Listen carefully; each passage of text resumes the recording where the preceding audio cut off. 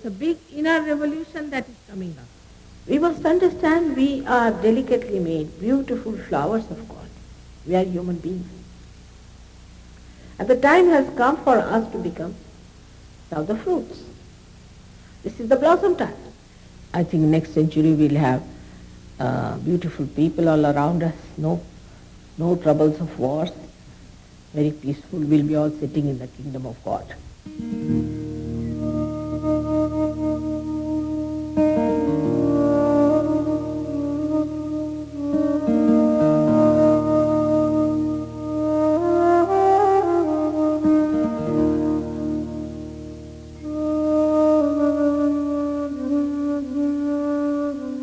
Since the beginning of time, human beings have been searching for answers. Who am I? Why am I here? What is the purpose of existence? Many great incarnations and prophets have tried to shed light on the human dilemma and urge us towards spiritual awakening. Like different flowers on one tree of life, they spoke the same truths, but were bathed in different fragrances. Buddha saw enlightenment as the answer to our suffering, a 1,000-petal lotus emanating from the crown of the head.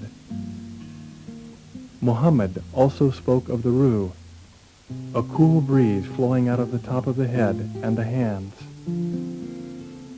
At the time of resurrection, your hands will speak, he explained. And Krishna, in his playful mirth, depicted the need for yoga, or union with the divine. He spoke of the collective nature of man and the need for each of us to dissolve into the ocean of bliss. Christ also explained that salvation would come only through second birth. Forgiveness and compassion would clear the path towards this awakening, which would be felt as tongues of cool flames crowning the head in a divine halo. Heralding the new age of enlightenment, he promised us a comforter, the Holy Spirit, an incarnation who would lead us from darkness to the dawning of a new era. The age of the Mother has arrived.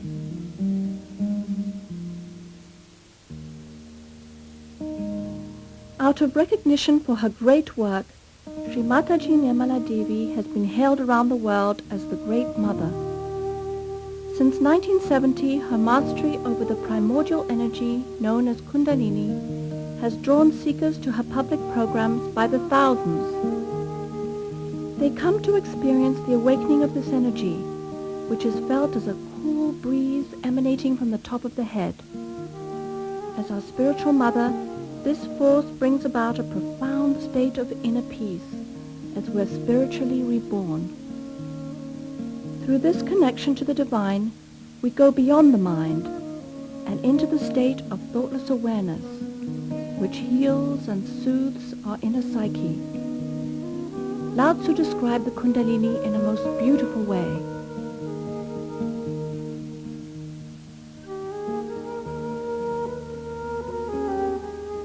There is a thing, inherent and natural, which existed before heaven and earth.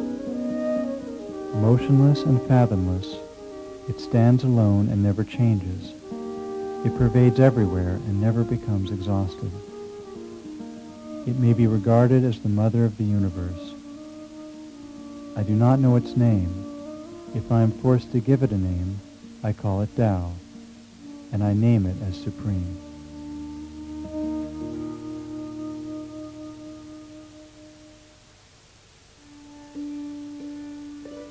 Shri Mataji was born to a Christian family at Chhindwara, a town at the very center of India. She arrived at midday on the 21st of March, 1923, on the spring equinox at a time when the planets were aligned in a most extraordinary way. Heralding this auspicious event was her mother's dream to see a tiger. In the jungle, the wild animal appeared before her in all its splendor. She was overcome with joy and knew at that moment that there was something very special about her child. Born with the knowledge that she had a divine gift, Shri Mataji felt the need to share her understanding of God with humanity from her very childhood. Her parents knew why she was on the earth, and her father, who was a very learned man, helped her to understand about human beings.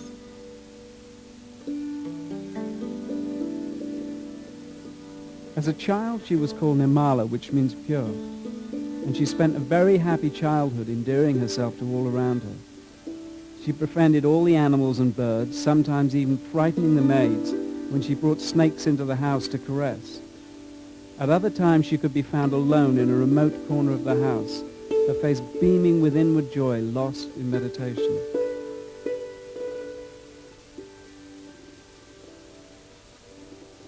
Even at an early age, she was searching for a way to share this joy with those around her. She loved everything that was genuine and natural, walking each day to school in her bare feet in order to feel the earth. Her father laughingly told a new driver, "It is easy to recognize my daughter. She is the girl who carries her shoes in her hands." During vacations and holidays, Nirmala accompanied her family to Gandhi's ashram. He enjoyed her immensely, affectionately calling her Nepali because of her beautiful features. Shri Mataji later explained her relationship with the Mahatma. Now Gandhiji was very strict. The way he used to make everyone get up at 4 in the morning, have your bath, come for puja. But his quality was that what he said, he practiced. There was no hypocrisy about it. Also, he used to get into a temper with people who would misbehave, and I used to put some cool water on him.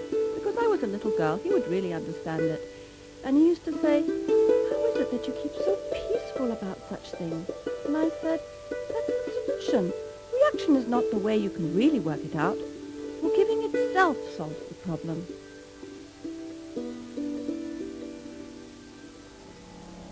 Seeing the wisdom of this child, Gandhi treated Nirmala with great respect. He recognized her divine nature and sought her advice about spiritual matters. When the fight for India's independence from Britain began, Nirmala and her family were at the heart of the struggle. Renouncing their wealth, her parents, Prasad and Cornelia Rao, who were direct descendants of the royal Shalavahana dynasty, helped organize protests in Nagpur. As a result, they were frequently put in prison from 1928 until freedom was won in 1947. They made it a family rule that no one was to shed tears upon their departure for jail, teaching the children to share in joy and grief alike. After all, their incarceration was a step towards freedom for their mother India, and there was no need to be sad.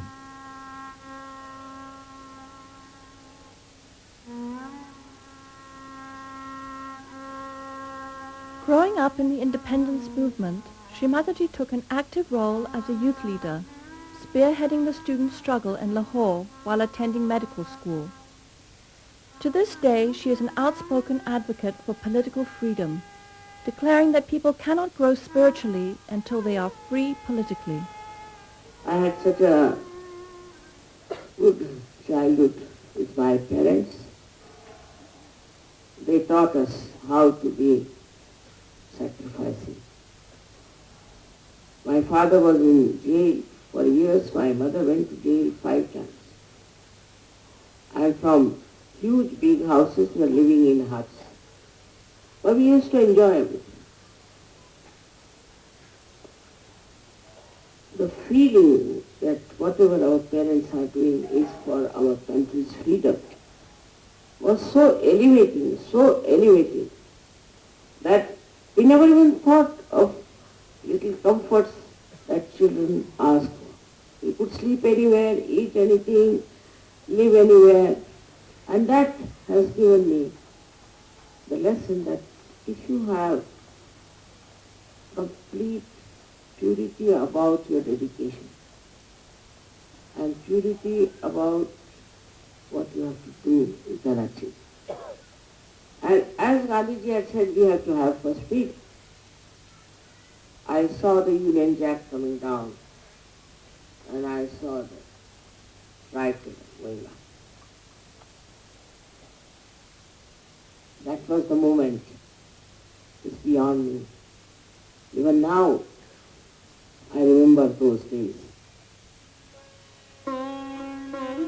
Following the success of the freedom movement, her father played a key role in helping to write the new constitution and to set a new government into motion. Now that Mother India was beginning to stand on her own, Shri Mataji felt free to marry. In 1947, she married Mr. C.P. Srivastava, a prominent member of the Indian Civil Service.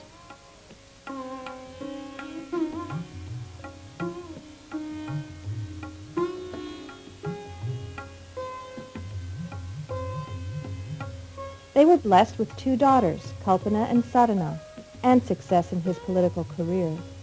He was appointed personal secretary to one of the most famous and beloved prime ministers in Indian history, Lal Bahadur Shastri. Following Shastri's tragic death, Mr. Srivastava began his United Nations career, culminating in 16 years as Secretary General of the United Nations International Maritime Organization and a knighthood by the Queen of England. During this period, Shri Mataji waited patiently for the right time to begin spreading her divine message.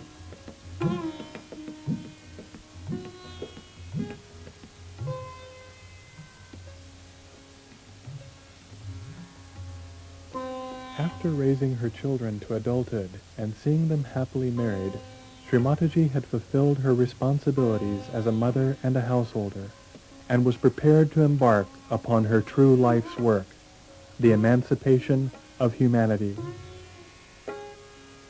Having been invited to the ashram of a prominent local guru in 1970, she was shocked to see him looting people in the name of spirituality. Suddenly aware that the seekers everywhere were in danger from this future trend, Shri Mataji searched deep within herself for a solution. She spent the entire night on the seashore contemplating. And in the early hours of the morning, disgust with the falsehood she had witnessed and compassion for her children everywhere forced her to act. She meditated upon the Sahasrara, the energy center on the crown of the head, and prayed that all the seekers of truth would eventually receive their enlightenment and bring about the dawning of collective consciousness in humanity. She describes this historic event.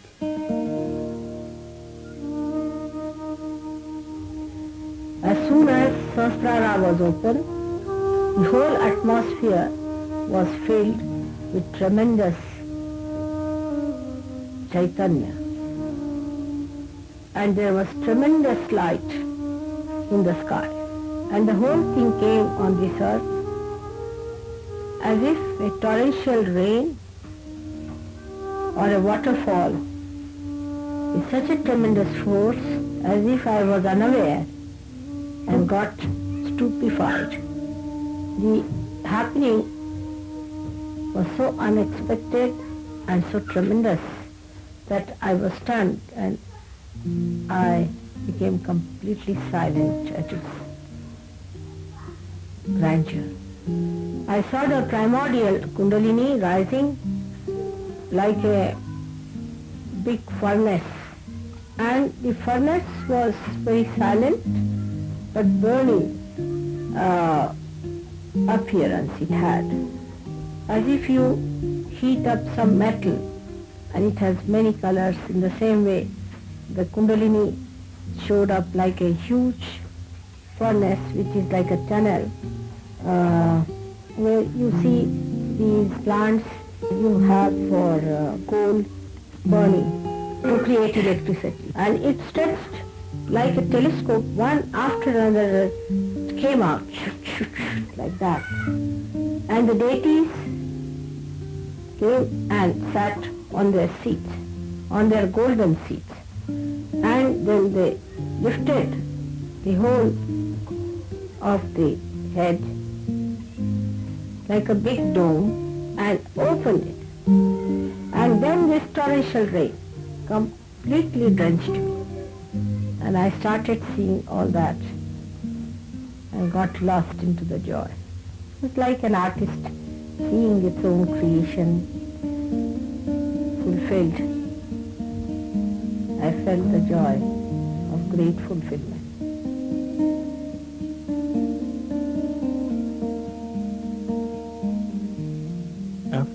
Emerging from this beautiful experience, Shri Mataji looked around and saw the blindness of human beings, and she became absolutely silent. She desired that everyone should attain their self-realization in order that their eyes could be opened.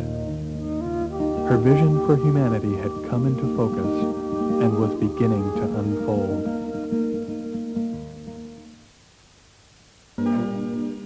Following this, Shri Mataji began teaching a small group of seekers how to meditate. She stood behind each individual and raised the Kundalini by placing her hands on the various energy centers along the spine. This was a natural process which awakened their residual power of pure desire. She awakened this power called Kundalini, which lay dormant in the sacrum bone at the base of the spine, coiled in 3.5 coils. When awakened, it rose up the spinal cord, connecting and enlightening the energy centers.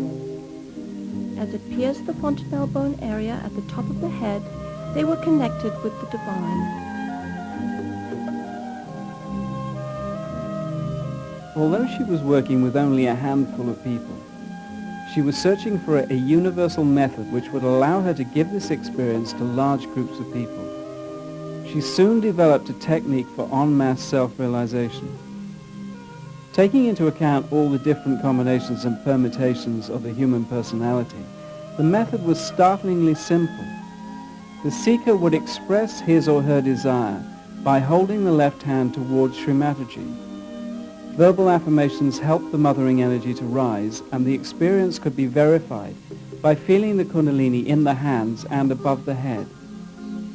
As more and more people expressed their desire to have this awakening, she began an en masse self-realization movement. Sahaja Yoga was born.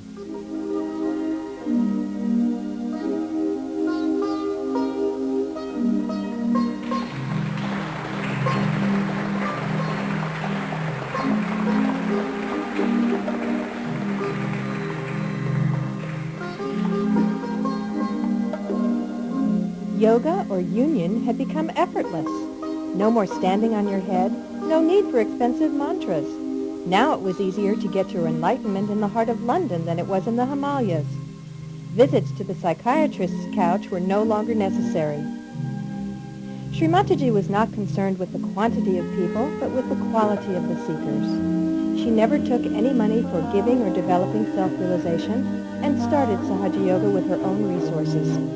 To this day, she insists that you cannot pay for your spiritual ascent. And the people were so money-oriented that they would not listen to me, because I said, you cannot pay for your evolution. You cannot pay for your realization. While those people who said, you have to pay, they were very happy. And they wouldn't believe me. I was so disappointed with the way they were looking at spirituality.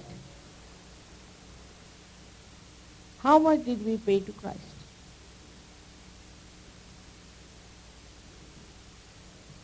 How much did we pay to Mother Earth for these flowers? That money orientation was so great that one of the reasons for our plight is that we supported all kinds of wrong, false views.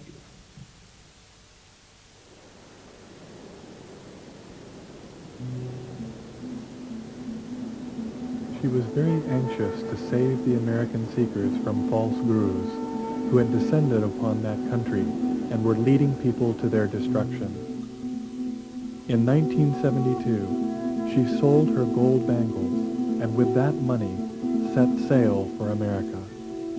In hall after hall, she warned of the dangers of following the false teachers who made many claims, but in reality were damaging the kundalinis and energy centers of their disciples. However, this message fell on deaf ears. The seekers of America were too naive and enthralled to listen. She was in great anguish at the plight of America, and on board the ship to India, her heart was pining to save her children. She addressed them in this poem. To my flower children, you are angry with life. small children whose mother is lost in darkness. You sulk, expressing despair at the fruitless end of your journey. You wear ugliness to discover beauty. You name everything false in the name of truth. You drain out emotions to fill the cup of love. My sweet children, my darling, how can you get peace by waging war with yourself, with your being, with joy itself? Enough for your efforts of renunciation, the artificial mask of consolation.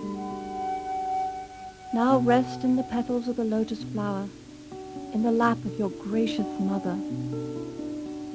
I will adorn your life with beautiful blossoms and fill your moments with joyful fragrance.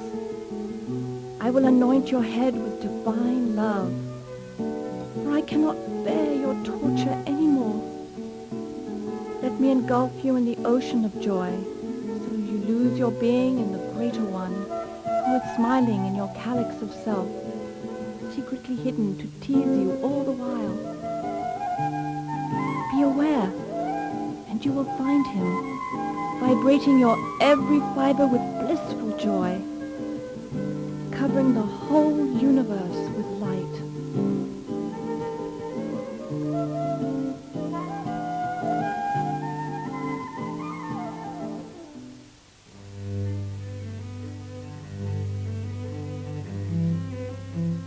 Shri Mataji's efforts to reach the Western seekers intensified in 1974.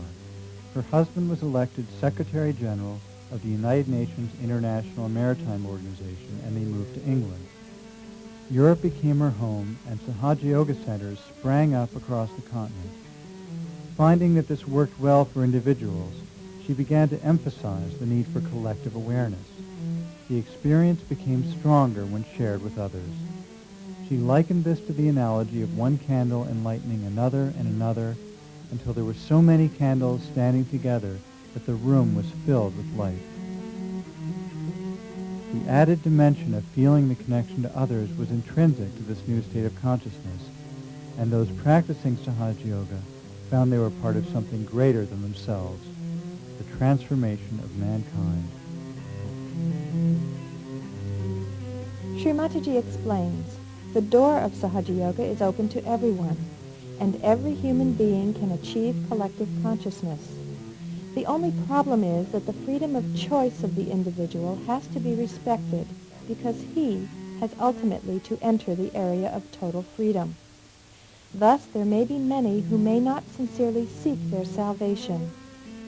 But if later on they see the multitude of realized souls enjoying the bliss of collective consciousness, they may also desire to get into their higher evolutionary process. This is how all evolutionary processes have worked in nature. The guiding and controlling force that acts is the spirit. This is the collective being within us which manifests in our attention and makes us collectively conscious. Shri Mataji was foremost a mother, and her obligation was to see her dream for global transformation realized.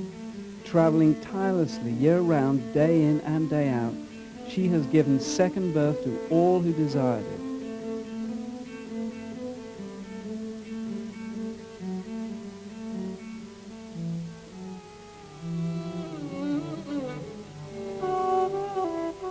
Since 1970, she has given enlightenment en masse in over 65 countries around the world, from Russia to Australia.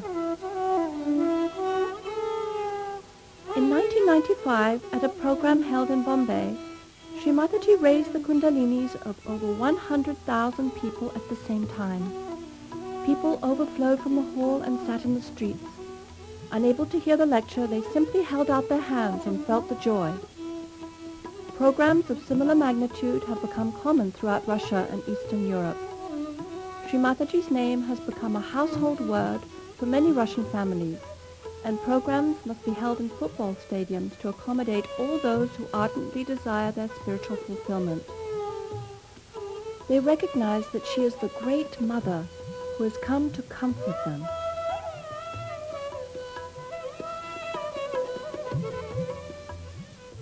These are special times, as blossom times. And so many of you who were seekers before, seeking truth all over, going to Himalayas, standing on your heads, fasting, doing all kinds of renunciations and everything, now have taken birth and are normal people, householders. This was all promised that such thing will happen. Only with such people, Sahaja Yoga will work out. So the whole thing is, I would say, a plan which has worked out. You all took your birth at this special moment. Even if you see the position of stars and all that, you can see clearly how everything has clicked together. It's all a divine plan. So a person who has a Sahaj culture is not only spontaneous but is inspired, is an inspired personality. A person who is of that kind, an inspired visionary, then other people get impressed by such a person that, see, there's a man who is inspired, who talks in an inspired way, in a way that is something very different from others, something new, he says, new that is nourishing. In the world of this nonsense that we are living, we have to be something like the lotuses, who cannot be tarnished, who cannot be affected by all the ills that are going on. This is what is the test, is the pariksha.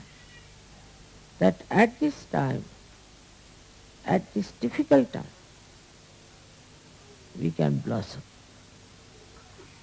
and create fragrance and get so many others to this beautiful atmosphere.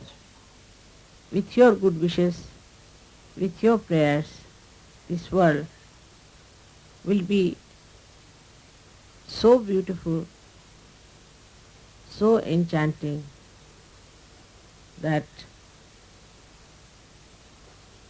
in the history people will describe that the world itself became a lotus full of fragrance, of divinity.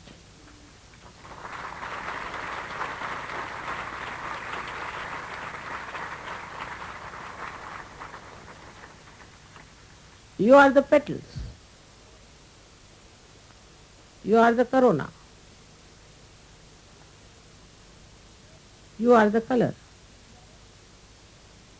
You are the beauty. You are the pollen of that beautiful lotus, which is my vision of this world.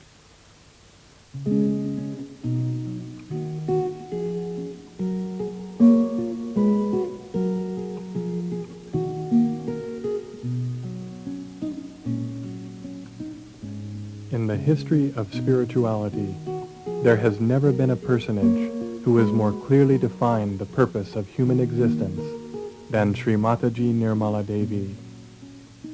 Her vision of mankind as an interwoven tapestry of many colors, cultures, and continents, all joined in what she describes as collective consciousness, is unique in that it establishes the thread which runs through all of human awareness. Shri Mataji sees us not as individuals stalking the earth in isolation, but as instruments of the divine, which when awakened through self-realization begin to fulfill their purpose and emit love and compassion into the world. Peace must first be established in the individual, she says, and then will manifest itself over the earth.